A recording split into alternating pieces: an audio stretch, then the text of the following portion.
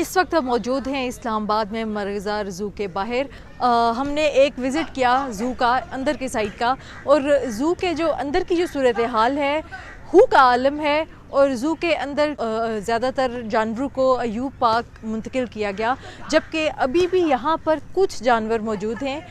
جن میں 3 بندر ہیں، 2 چھوٹے بندر اور 1 بڑا بندر یہاں پر موجود ہے، اور وہ بھی اپنی قسمت کا فیصلہ ہونے کے منتظر ہیں کہ اب ان کو کہاں لے جایا جائے گا۔ اس کے علاوہ یہاں پر ایک سفید ہرن ہے جس کی قسمت کا فیصلہ تاحال نہیں ہوا، اور وہ اس زو میں اکیلا موجود ہے۔ اور سب سے اہم بات یہ کہ یہاں پر بھورے ریچھوں کا ایک جوڑا ہے